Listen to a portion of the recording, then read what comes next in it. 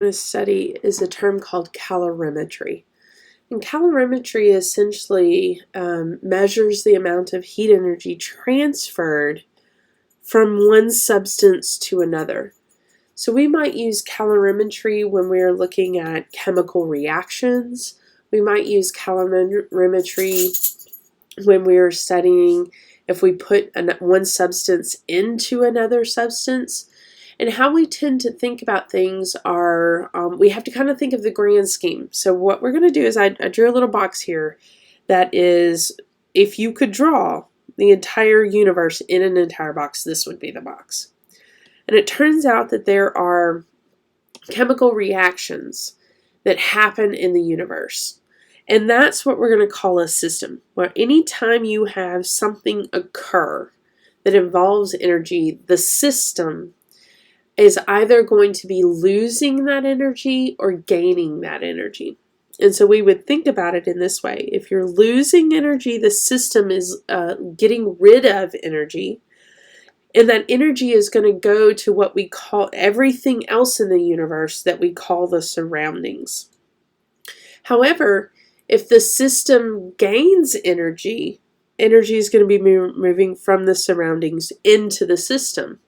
So remember, we'll still be using the same terms of absorb/release, and we will even call these endothermic versus exothermic. But we're looking at the system and surroundings collectively. So how might we do this? It turns out that we can measure the amount of energy that goes from a system to a surrounding in two different ways. One of them is using a device called a calorimeter, and a calorimeter usually just measures the amount of heat energy involved in any kind of chemical reaction or physical process. And this is what a calorimeter might look like that's below that. So this would be what is a calorimeter. Very simple concept. A very cheap version of a calorimeter would be a set of two styrofoam cups, one embedded in the other, and then you'll have some way of stirring the sample inside, and you'll have a lid, and then the main thing that we use is the thermometer. And so with the thermometer, we should be able to calculate delta T once a chemical or physical process occurs by taking a final reading and an initial reading of the temperature. Another way that we could measure amounts of energy is through this thing called a bomb calorimeter. And a bomb calorimeter, not so cheap. Those, you actually have to have a very large instrument, and this instrument is measured or used to measure energy that's produced in chemical reactions that has very, very large amounts of energy. And so the system itself has to be large enough to contain that energy. And the way that it works is it happens to have an inside chamber that we call the bomb. And the bomb itself has a little sample holder. It is a place where we can inject oxygen into it. It's surrounded by water itself. That water has a very precise thermometer that's associated with it. And there's a little digital readout that you can read. And essentially what we're going to do is look at how much the change in temperature of the water occurs. And so we can use Q equals MC delta T for that. But then we're also going to look at the substance itself. And so we might use the heat capacity equation rather than the specific heat capacity. So this is the specific heat capacity equation. The heat capacity equation is Q equals capital C times delta T. And so that's just the heat capacity equation. We call that the bomb equation. So that's the amount of heat a bomb could create. Let me move that up just a little bit so you can see it. So what we're going to do is I'm going to show you how to do a few problems. I think there's two problems here for the calorimeter, and then the last problem here is for the bomb calorimeter. So let's go for a couple examples. So our first problem is you have a 70.0 gram piece of metal at 80 degrees Celsius is placed in 100 grams of water at 22 degrees Celsius contained in a calorimeter. And the metal and water come to the same temperature at 24.6 degrees Celsius. There's a couple questions here. One of them, the first one, is how much heat did the metal give up to the water? Well, you have to think about this as specific heat, so we're using Q equals mc delta T because it asks how much heat, so we're solving for Q. And there's two equations here. There's one for Q for the metal, and there's one Q for the water.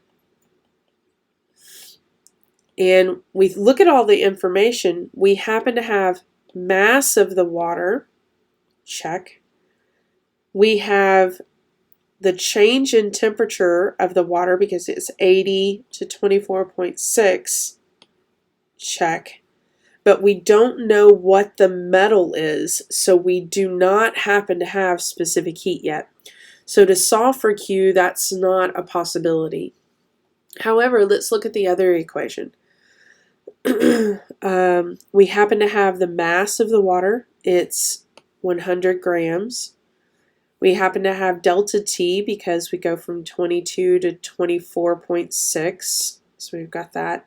And then we do actually know water's specific heat because we know the substance is water. And water's specific heat is 4.184 joules per gram degree C. This might actually be a value that you want to put in your toolbox as something that you will use a lot. And so we actually know that. So it turns out we can solve for Q. But see, the question asks you how much heat did the metal give up to the water. So here's where you have to think kind of logically. Well, the water took in amount of energy and the metal gave away an amount of energy. It turns out that the Q for the metal and the Q for the water should set as equal, right? But here's where we're going to use signs. We'll use a negative sign to refer to the metal giving it away and a positive sign to refer to the water taking it in. And so tell you what we can do here is we can solve for Q of the water and just associate that using the fact that the metal and the water released and took in the same value, just one was positive and one was negative. So we'll solve for the Q of water first. So Q of water is equal to 100 grams times 4.184 joules per gram degree C times the delta T, so 80 degrees minus, so it's T final, correct? T final, so it's 24.6 minus 22.0. So that's your delta T. That'll end up being, 2.6 degrees C. So the Q for the water ends up being, and we're going to round that to 2 sig figs because of the 2.6, 1100 joules. Because our values of grams cancel, degrees C cancels, leaves us just with joules. So if that's the amount of water, energy water took in, then the amount of energy that the metal gave up will be the same value. So this number will work for our Q of the metal. But the question now asks, what's the specific heat of the metal? And that's where it starts to get a little bit more tricky. What we need to do is we need to solve for this variable here, C, in the metal equation. But we have to put the Q in this equation. At this point, we really need to pay attention to this plus and minus thing. So since the metal gave up the energy, we have to make that value of 1100 joules negative. So the way it'll work, we'll put negative 1100 joules into our Q. Our M is 70.0 grams. Our C we don't know. And our delta T will be our 80 degrees and our 24.6 degrees that you see here in the delta T form. So delta T is T final minus T initial. So that means it's 24.6 degrees C minus 80.0. And so this will give you a negative degrees C. So negative 55.4 degrees C. That negative is important because it turns out that's how you get rid of the negative sign with the Q. So it's very important that that's in there. Our C is essentially going to be equal to the negative 1100 joules divided by 70 grams and negative 55.4 degrees C. And this will give us a value, I got on the calculator, of 0.8365. And we're going to go to, 2 sig figs because of 1100. So we'll go here. And this will give us 0.28 joules per gram degrees C as our specific heat of that metal. And if you wanted to go look up that specific heat, you could probably potentially predict what metal that might be. Okay, so let's try another problem. And this time what we're going to do is, instead of putting like a metal into water, what we're going to do is we're going to dissolve a solid substance into water. And what we think about in this sense of how this looks is, we're essentially going to pretend as if you have like a beaker of water, and then you put your solid material of calcium chloride in here, and it's going to dissolve. And what we do is we think of it as the moment of right before to right after creating a solution. And essentially what we're wanting to do is, let's look at the solution, Q for the solution. So it says here you're dissolving 3.0 grams of calcium chloride in 150.0 grams of water and a calorimeter. And that causes the temperature to go from 22.4 degrees C to 25.8 degrees C. So your solution is going up in temperature. It says, a question asks, what is the approximate amount of heat, so we're solving for Q, involved in the dissolution? This means dissolving. Assuming that the heat capacity of the resulting solution is 4.18 joules per gram degree C. That's essentially water's heat capacity. Is the reaction endothermic or exothermic? So how we'll determine that is if it's the Q is positive or negative. So endothermic would be a value that ends up being negative, and exothermic will be a value that is positive. Why? Because we're actually measuring not the system, but the surrounding, or not the system, but the surroundings at this point. So we're looking at the solution. One other way that you could also ascertain this is, does it go from lower to higher temp? So we're going higher temp. So obviously the temperature outside of that system, that dissolution process, is increasing. So the system is getting rid of energy. So how we do this is we actually just add together the masses of your calcium chloride in the water. And so this ends up being, the mass is equal to 153.0 grams. The specific heat we already know is 4.18 joules per gram degree C. And then the delta T will be our T final, 25.8 minus 22.4 degrees C, which ends up being 3.4 degrees C. And so we just plug those in for Q and solve for Q. So 153.0 grams times 4.18 joules per gram degree C times 3.4 degrees C, and this will give us a value.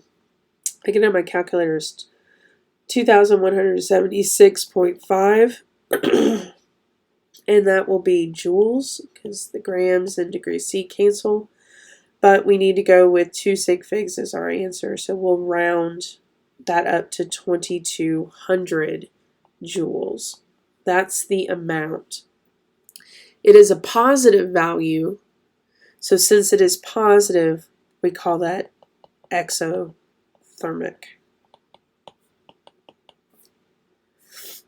Okay, last problem that we're going to do is we're going to try doing a bomb calorimeter problem. And so let's just, how does this read? It says when 0.963 grams of benzene, which is C6H6, is burned in a bomb calorimeter. So bomb calorimetry problem will tell you that it's a bomb calorimetry problem.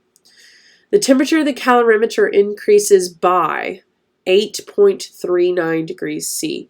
So this is effectively your delta T. It already calculated that for you. The bomb has a heat capacity of 784 joules degrees C and is submerged in 925 milliliters of water. How much heat was produced? So when you do a bomb calorimetry problem, this is how you do it.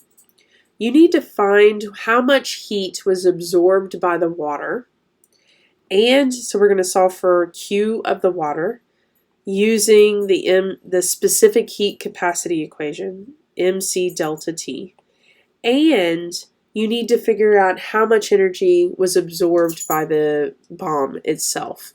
And so we'll use the Q of the bomb, we'll use the heat capacity equation where we use the capital C times delta T. When we do both of those, we'll add them together, and that will be your total. So for the Q of your water, the M is going to be 925 grams. We're making an assumption that the density of water is 1 gram per milliliter. So if that's true, then for every milliliter it's 1 gram. So we'll say 925 grams times its heat capacity. Remember, that's something you should just memorize, the 4.184 joules per gram degree C. And the delta T already solved for us is 8.39 degrees C. And that ends up being, if we round it to 3 sig figs, 32,500 joules. Now what we'll do is we'll go figure out how much heat is absorbed by the bomb. And then we'll use the heat capacity of the bomb is 784 joules degrees C. That's our capital C. And then we'll have our delta T again is already solved for us. We use the same delta T. Multiply these together, 3 sig figs, that's 6,580 joules. And then what we'll do is we'll add these two together. And when you add these two together, you get 39,080 joules. But we need to go, because we're adding the hundreds place rather than the tens place. So we're going to go here. So we're going to round, use that 8 to round. So this will be 39,100 joules for this problem. Sometimes that's written in kilojoules, so that'd be 39.1 kilojoules. Either way of those are fine, but that's how you do a bomb calorimeter problem. Use both equations, add them together in the end, and that's how you solve for that. Okay, so this is your second type of energy video. Look forward to your enthalpy video here really soon, and I will see you next week.